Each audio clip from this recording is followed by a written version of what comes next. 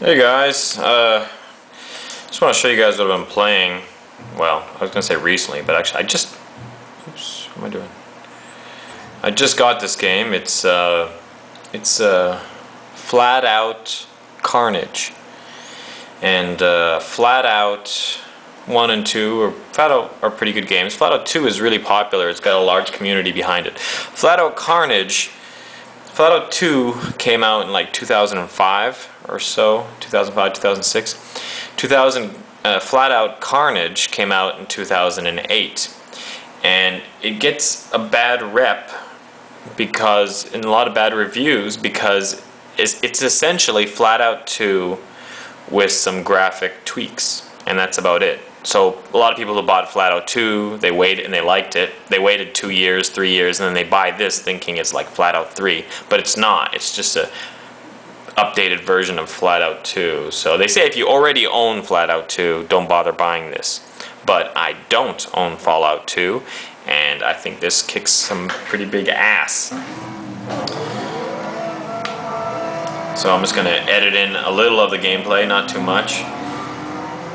It's interesting because, whoa, I pushed that guy up a ramp. A couple of fun things about this game are, it's a kind of an arcade racer, which means there's not a huge amount of realism. The environment is pretty much fully destructible. All the fences, all the things, you can crash into them, like these boards here, boom, I can hit them. Ooh, look at that, even broke part of that building. It's really... If trees, you can crash. Oh shit, this car is blocking me in.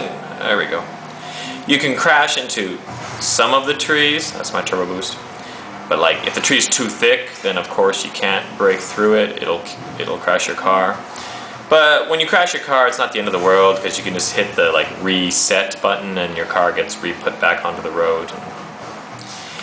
If you crash your car too many times, it just blows up. And when it blows up, that's it. Game over. But you can crash into a tree at full speed and your car won't blow up. It'll be damaged, and the damage will carry over when you reset. Anyways, I'm over-explaining, but graphics are good, controls are good, driving is fun. The car doesn't drift quite as much as I'd like it to. I like drifting around corners. Oh, jeez.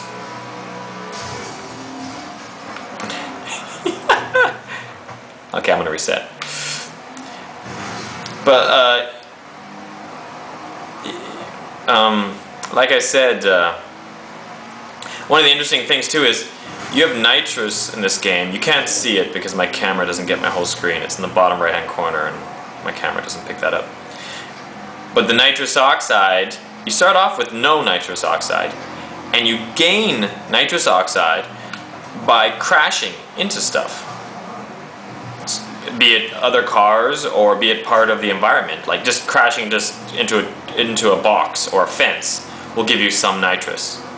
So the game encourages you to crash into things while you're driving, which is cool, you know. You can just smash, and it's because the environment's destructible and whatnot, so it just makes it's an added layer of fun onto the whole race part. I suppose you could just not hit other things and focus on the racing and still do well. But it helps having a bit of nitrous to give you an edge. See, I wish I could drift a bit better. Oh. Shit. And like I said, you can go off the track.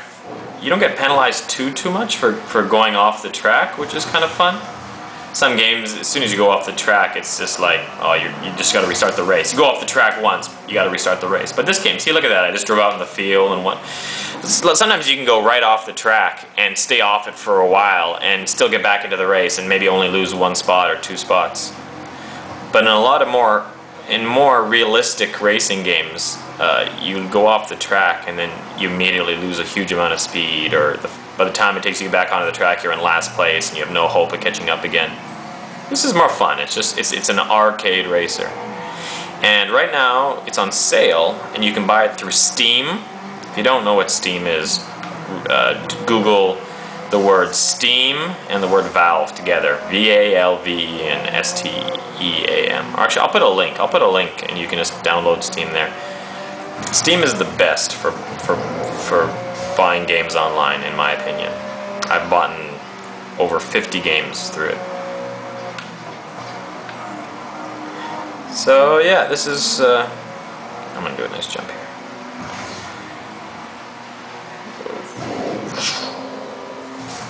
Ah! Oh! Oh yeah, and your body can fly out of the car when you crash, which is also fun. And they have these like mini games in the game where you oh damn, I didn't do good. They have these like mini games where you try to crash your car into something and you shoot the person out through the front window and you try to get him to land in a target zone and stuff, and you can play that with other people where you can play that with friends and whatnot. It's got some good mini games that you can play with a group of friends that are kind of funny. So yeah, for $10, man, get it. It's good. I recommend it.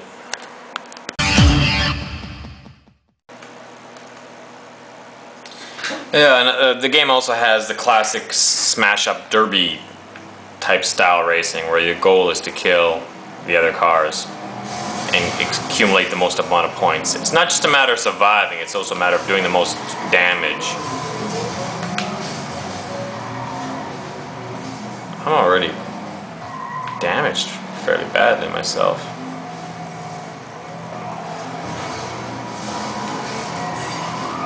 Yeah, and you just kind of, it's smash up derby, right? So, oh geez, I lost a tire.